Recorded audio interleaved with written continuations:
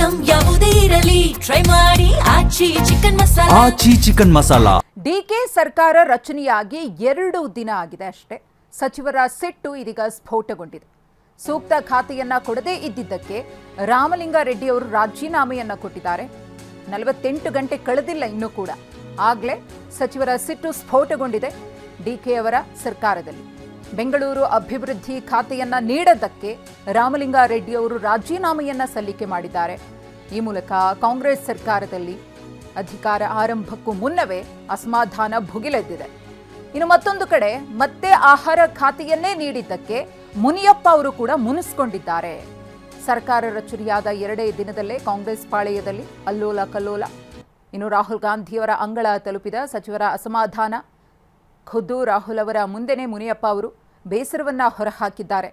ಮಾಧ್ಯಮದ ಜೊತೆಗೂ ಕೂಡ ಮುನಿಯಪ್ಪ ಅವರು ಮಾತನಾಡಬೇಕಿದ್ರೆ ಹೇಳ್ತಾ ಇದ್ರು, ಏನು ಖಾತೆಯನ್ನ ಹಂಚಿಕೆ ಮಾಡಿದಾರಲ್ಲ, ಸೀನಿಯಾರಿಟಿಯನ್ನ ಪರಿಗಣನೆಗೆ ತೆಗೆದುಕೊಂಡಿಲ್ಲ ಅಂತ ಹೇಳಿ ಬೇಸರವನ್ನು ವ್ಯಕ್ತಪಡಿಸಿದ್ರು. ರಾಮಲಿಂಗಾರೆಡ್ಡಿ ಅವರಿರಬಹುದು, ನಾನಿರಬಹುದು, 7-8 ಬಾರಿ ಆಯ್ಕೆ ಆಗಿದ್ದೇವೆ, ಅದಕ್ಕೆ ಸಿಗ್ತಾ ಇರುವಂತಹ ಗೌರವ ಮನ್ನಣೆ ಇದೇನಾ ಅನ್ನೋ ಧಾಟಿಯಲ್ಲಿ ಮುನಿಯಪ್ಪ ಅವರು ಪ್ರಶ್ನೆ ಮಾಡಿದರು.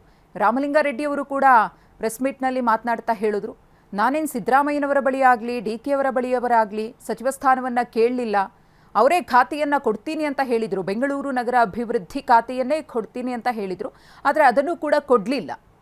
ಹೀಗಾಗಿ ನನಗೆ ಬೇಸರ ಆಗಿದೆ. ನನ್ನ ಮನಸ್ಸಿಗೆ ವಿರುದ್ಧವಾಗಿ ನನ್ನ ಆತ್ಮಸಾಕ್ಷಿಯನ್ನು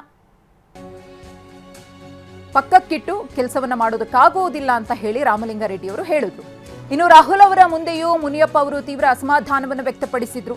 ಪಕ್ಷದಲ್ಲಿ ಹಿರಿಯರನ್ನ ನಡೆಸಿಕೊಳ್ಳುವಂತಹ ರೀತಿ ಸರಿಯೇ ಅಂತ ಹೇಳಿ ಬೇಸರವನ್ನ ಹೊರಹಾಕಿದ್ದಾರೆ.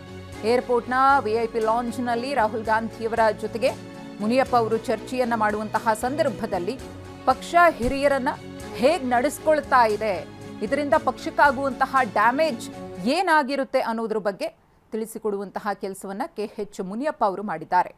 ರಾಹುಲ್ ಗಾಂಧಿಯವರ ಜೊತೆಗೆ ಮುನಿಯಪ್ಪ ಅವರು ಚರ್ಚಿಸಿದ್ದಾರೆ. ಸದ್ಯದ ಬೆಳವಣಿಗೆಗಳ ಬಗ್ಗೆ ಖುದ್ದು ಅವರು ಮಾತನಾಡಿದ್ದಾರೆ. ಈ ಸಮಸ್ಯೆಗೆ ಪರಿಹಾರ ಆದಷ್ಟು ಬೇಗ ಸಿಗಲೇಬೇಕು, ಇಲ್ಲದೆ ಹೋದರೆ ಅದರ ಪರಿಣಾಮವೇ ಬೇರೆ ರೀತಿಯಾಗಿರುತ್ತೆ ಅನ್ನೋದನ್ನು KH ಮುನಿಯಪ್ಪನವರು ಹೇಳಿದ್ದಾರೆ ಅನ್ನೋದು ಗೊತ್ತಾಗ್ತಾ ಇದೆ. ರಾಹುಲ್ ಗಾಂಧಿಯವರ ಮುಂದೆಯೇ ತಮ್ಮ ಮುನಿಸನ್ನು ಹೊರಹಾಕಿದ್ದಾರೆ KH ಮುನಿಯಪ್ಪನವರು.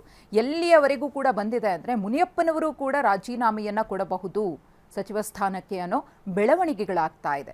ಇದನ್ನು ಆದಷ್ಟು ಬೇಗ ಕಾಂಗ್ರೆಸ್ ಹೈಕಮಾಂಡ್ ಸರಿಪಡಿಸಬೇಕಿದೆ. ರಾಹುಲ್ ಗಾಂಧಿಯವರು ಕೂಡ ಸೂಚನೆಯನ್ನು ಕೊಟ್ಟಿದ್ದಾರೆ ಅನ್ನೋ ಮಾಹಿತಿ ಇದೆ. ರಾಜ್ಯ ಮಟ್ಟದ ನಾಯಕರು, ಅದರಲ್ಲೂ ಹಿರಿಯ ನಾಯಕರಾಗಿರುವಂತಹ ಸಿದ್ದರಾಮಯ್ಯನವರು ಸಮಸ್ಯೆಯನ್ನು ಸಾರ್ಟ್ ಔಟ್ ಮಾಡಬೇಕಿದೆ.